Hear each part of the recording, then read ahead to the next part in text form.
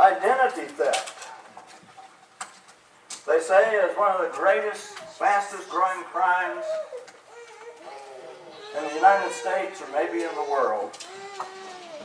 And I suppose maybe it is. I know at least 3 times within the past year, somebody has tried to enter my system. I don't think to steal my information. I said it might be the FBI or one of those guys, you know.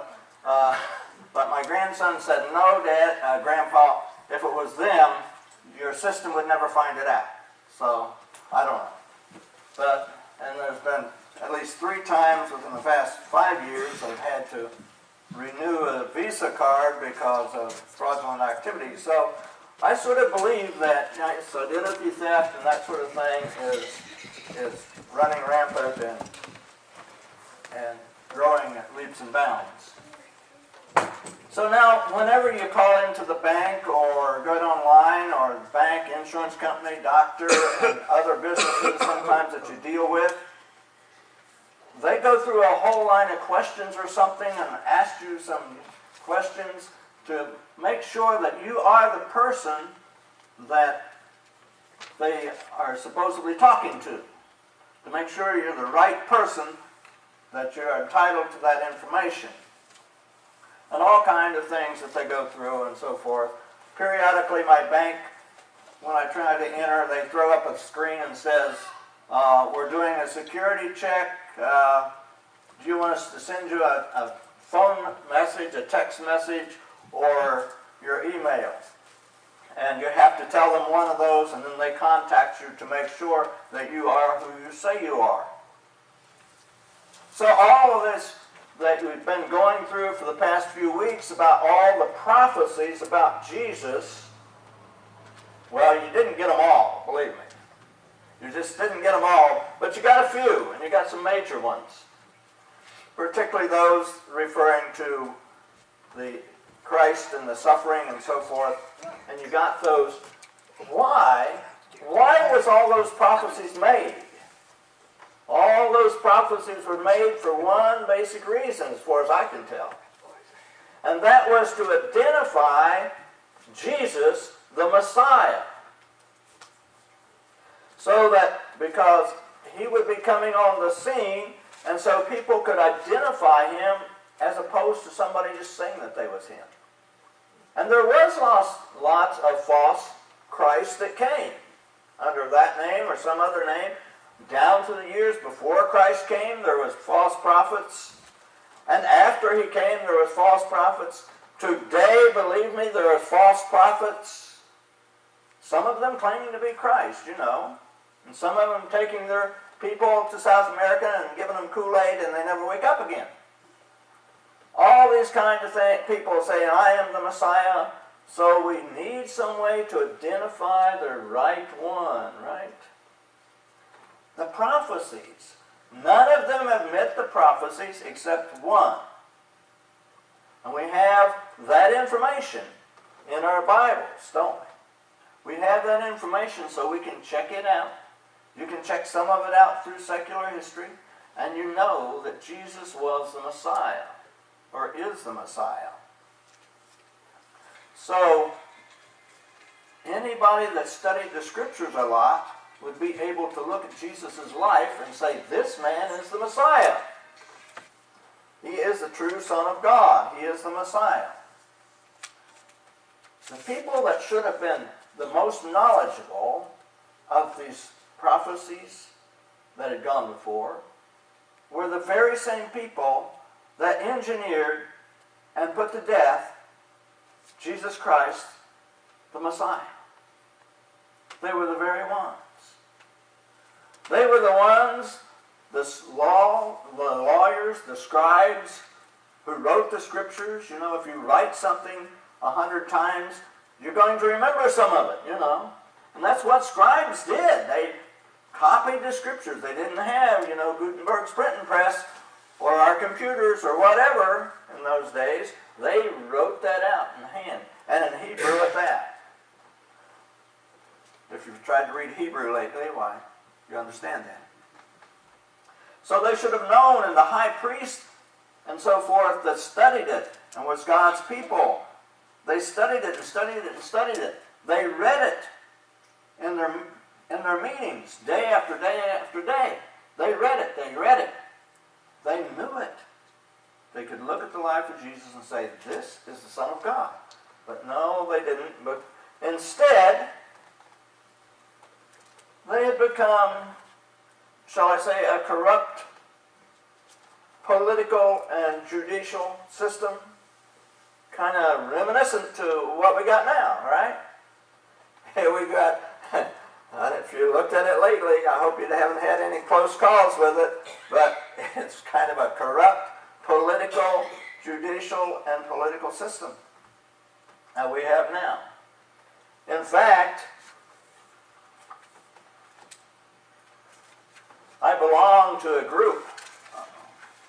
None of you are spies, are you? Yeah. We met Thursday. I have some of the greatest Bible studies or discussions in that group.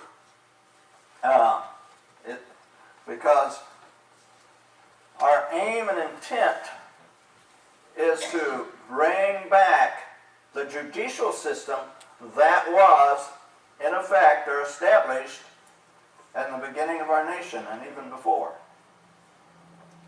And that system, the reason I bring that up, that system was based on honesty. And it's basically very much like the system that the Jews had produced. Now, I have no record of it that God gave them this system, but they had produced it somewhere 300-400 years before Christ. And that is what we know as the Sanhedrin. The Sanhedrin courts. The Sanhedrin court in Jerusalem, because that's the main place. That's where the temple is, or was. And so the Sanhedrin court there was made up of 71 men. 71. That was 70 priests, scribes, elders of the nation that met there, plus the high priest made the 71, and he was the president, so to speak, of the group. And so he's the president of the group. And that is the type of system, what we call the common law grand jury, that our country had for almost 100 years or more. And we're trying to get that back. We've got some problems now because Judge Salia, who just passed away recently, was one of our biggest proponents and had laid down some rules and things about it. And without him, I don't know. We may be struggling harder than ever. But we have made some headway. In fact, there have been some trials in some other places. We haven't got to that point here, but there has been. So the Sanhedrin was made up of the most religious and God-fearing people in the Jewish nation. Right? The people that really should have known Jesus when he came.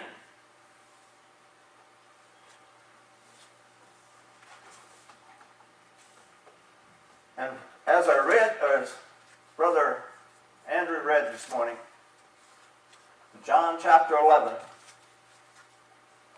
Jesus had just raised Lazarus from the dead. Now that was one sign that he's the Son of God, right? He raises Lazarus from the dead. The Sanhedrin meets,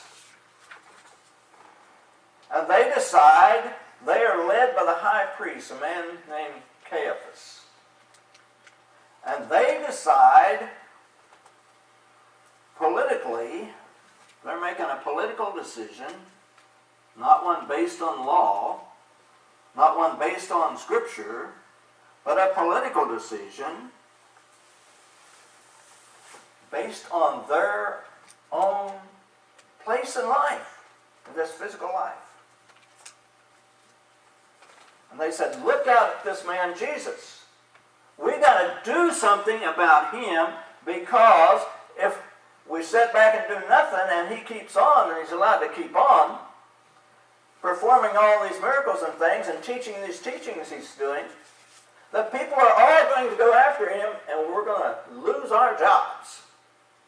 They ain't going to come to us anymore. We're going to lose our jobs. So we got to do something. And besides that, if he keeps on, we may lose our nation. Because you see, the Jewish nation existed at the liberty of Rome, you see. They were under Roman rule, and the Romans decided whether or not they could keep their little nation and their own laws and stuff and so forth. And as long as it didn't cause any trouble, they were fine. But they're afraid this man Jesus is going to bring trouble upon them and so forth, and the people are going to follow him, and they're going to lose it all. So they're worried about the physical nation. Basically, they're worried about their physical self. And we all know, our physical self only is here for, maybe 100 years at the best, Except for a guy I saw on TV the other night, he's 112, heard of one lady that made it to 116, but that's not very long in the scheme of things, is it? I mean, that's about it. And then we've got something better going on. Right. We got something better going on. Apparently they didn't know about anything better, or they didn't believe it, because they're concerned about this. And so Caiaphas decides, he's got to die. This Jesus has to die. So you see, they're going to bring him to court, though. They're going to capture him and bring him to court. But that's all a pretext. That's all a pretext. Because it's already been decided. So where did the trials of Jesus really begin? Well, I have a theory. I think the trials of Jesus actually began way back there. You go back to what is about Matthew 4, just after he was baptized by John, and he went into the wilderness for 40 days, and was tempted by Satan. And Satan tempted him and tried him there. Not on the physical realm, but on the spiritual realm, to see if his spirit was strong enough to be the Christ. And he passed that test with no problem. When we're tested in spirit, we become stronger. And I think we need to be tested there first, because we are and will be tested physically as well, in the name of Christ.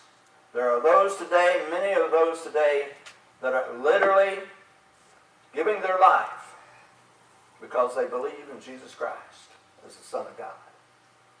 And our day can come. We don't know what's in store. But what we want to look at most, though, is the theme that we got. We want to look at those trials that take place. That take place at the time that Jesus is going to finish the job he came to do. It's all been prophesied, and it's all happening according to prophecy. And pretty much, there is two so-called trials that's going on. We've got the Jewish trials, and we've got the Roman trials.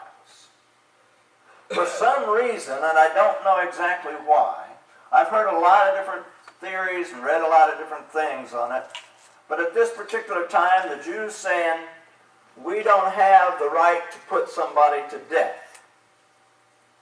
Now we know when we get over to the stoning of Stephen, that they were putting Stephen to death. A man there by the Saul of Tarsus got writs from the high priest and so forth to go into all the known world to capture, arrest, and imprison, and kill those that was following after Christ. So I'm not sure exactly what's going on there, but anyhow, at this time they're saying we don't have the right of death sentence. So therefore they had to take him to the Romans. Or they wanted to take him to the Romans because they didn't want to be held guilty for it. But that didn't work out for him either. So Jesus raises Lazarus. The high court, you might say. The Sanhedrin has said, he's got to die. So Jesus leaves the area with his disciples and goes away. And then there's speculation that says, will he come back for the feast? Will we get him then? We'll get him then. He comes back. Or will he stay away? Will he forsake the feast and not come back?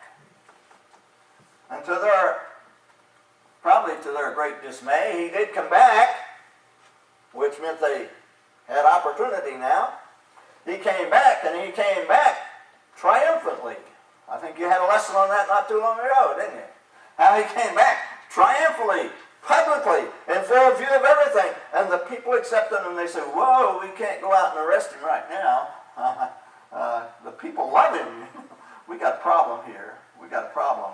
So they did some scheming and stuff, some scheming around, and they sort of got Judas Iscariot, one of Jesus' own, that made a deal with him and said, okay, I'll turn him over to you. And they made that deal with him. So one evening after supper, Jesus and his disciples go out to Mount of Olives, where they often went. When they was in that area, they often went there to that same place for prayer. But this one's going to be different. This one's going to be different because Jesus has already explained to them. They're going to capture me. They're going to take me. They're going to try me, so to speak. And they're going to crucify me. And I'm going to be in the tomb for 3 days and 3 nights. And then I'm coming back to you. They didn't quite get it. But that's what he said to them. So, the high priest and the scribes and the elders, the people who should have been the most upstanding people in the community, the ones that everybody looked up to, the ones that should have known all along, send out a mob. They send out a mob with Judas leading them while Jesus is praying in the garden. And they come up to him to take him. And he says, who are you looking for? And they say, well, Jesus of Nazareth. And he says, that's me. That's me. Take me and let these that I have here with me go.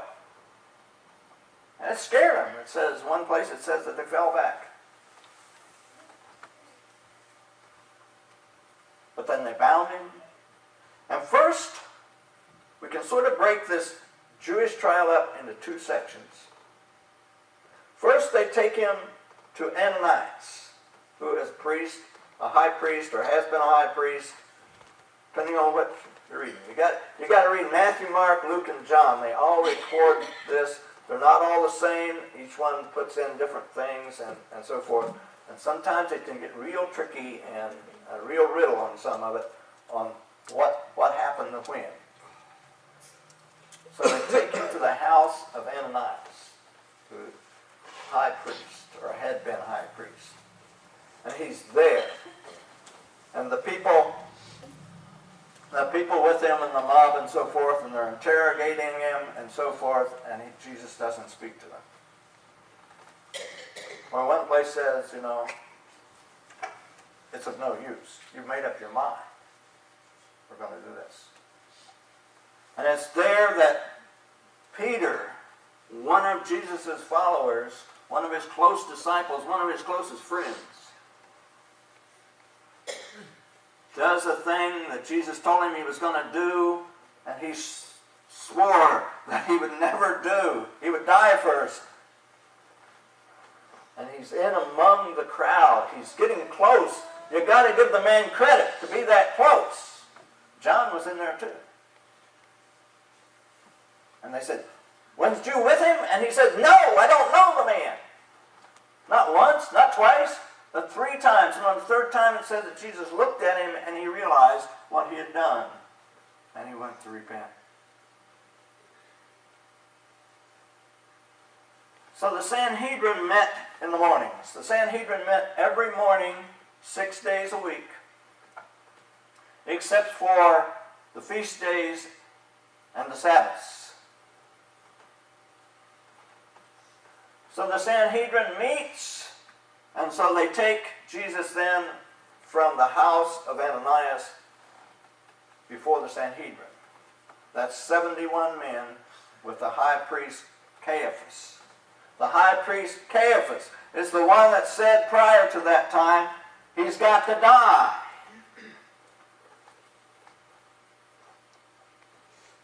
He's not going to get a fair trial, is he?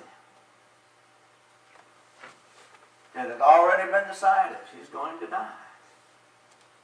You know, nowadays, if the news media decides that you're guilty, you're probably going to jail. Or if they decide you're not guilty, you're probably going to get let go, you know. It's not up to the courts anymore, no, the court. Well, sometimes the courts stand up and say bang, but a lot of times it depends on who you know or how much money you got. Let's face it. It's true. So, the thing had already been decided. So they begin to question him and so forth. And they're particular about the law. They're really particular about the law, and they want to make sure things are right, that this all comes out right. And so, according to the law, they have to have 2 witnesses, and they also have to have an offense. They have to have some crime that he's committed that would make him guilty of death, and he has to have 2 witnesses. And so they're on the search for 2 witnesses. And there's people that's coming forth telling them this, that, and the other. You know, and finally they give up on that and they question him and they, you know, "Are you the Son of God?" And he said, "Yes, I told you that."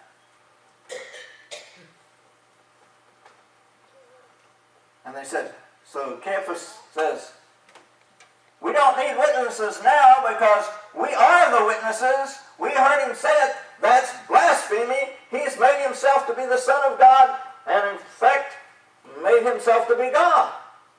That's blasphemy, and for this he must die."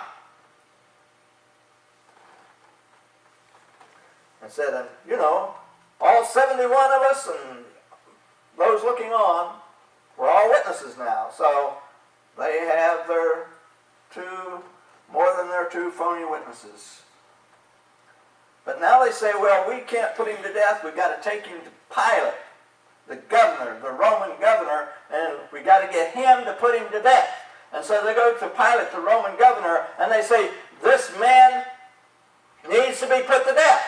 We need him crucified." And Pilate says, "Why? Why did you bring him to me?" And they said, "Because he's an evildoer." "Why, what has he done?" Now they decide that he had committed blasphemy, right? But you know what? That doesn't mean anything in the Romans court. That doesn't mean anything. They have to change now what the crime is. They've got to change the crime so that they can have him tried and put to death in a Roman court. And so they tell Pilate, well, he's an insurrectionist. He's leading the nation astray. He's going to cause trouble.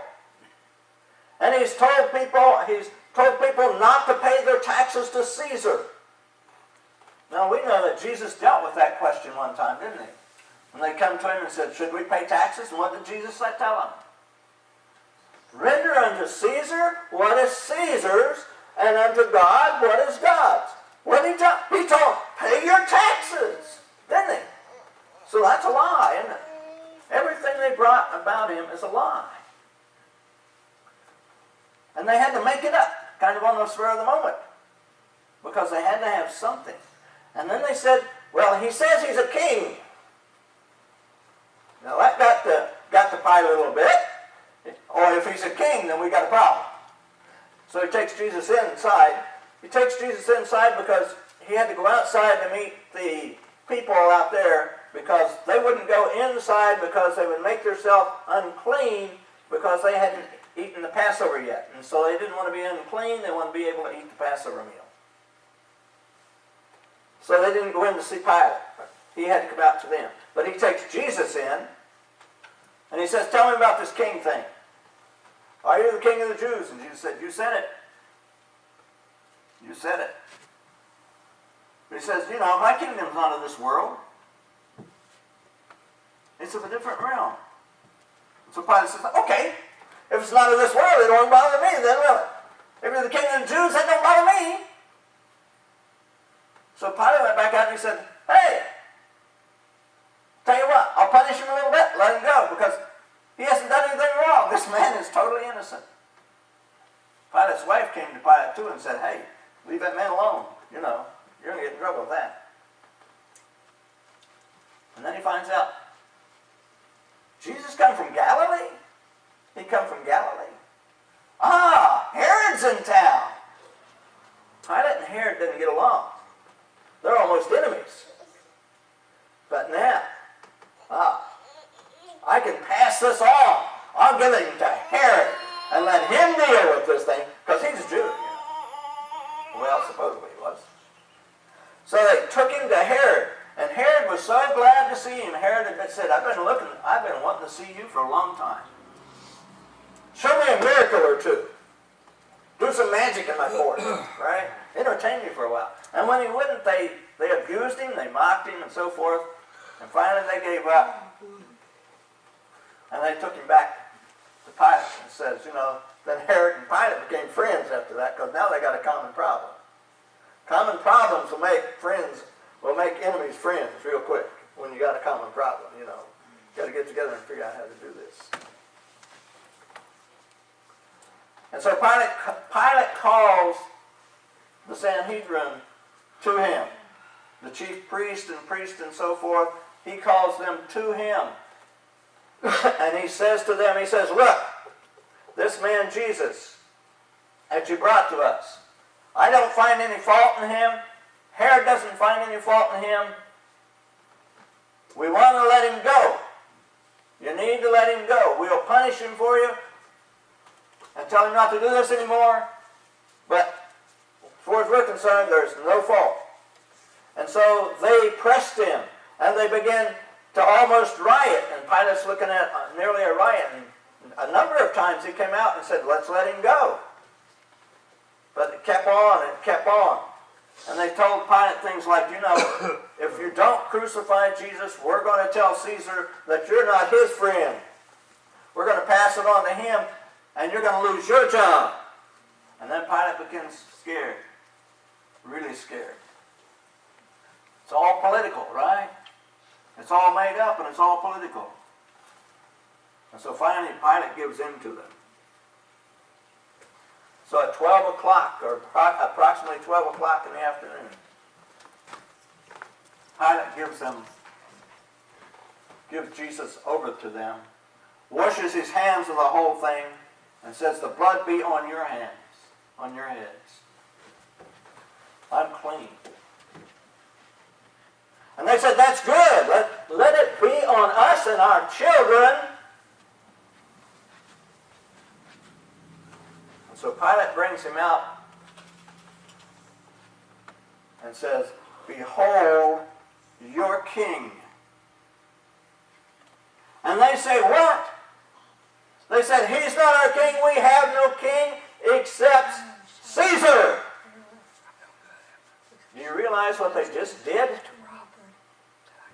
They denied God as being their king and said their king is Caesar. They gave him up.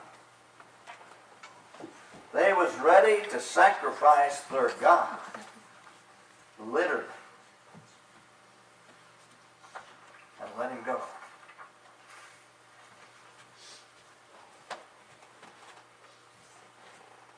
So they take Jesus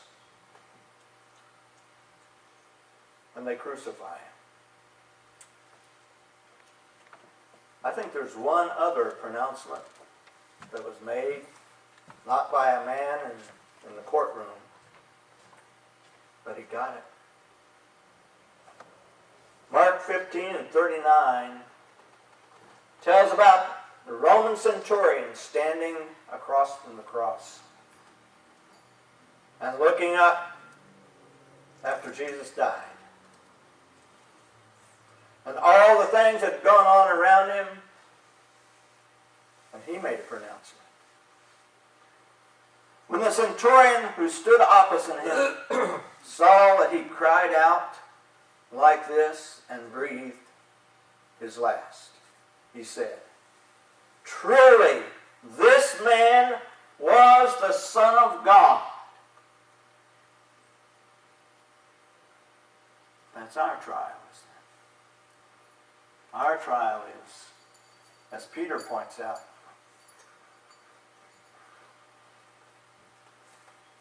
are we ready to say, this man is the Son of God? And whatever they did to him, we're ready to take it.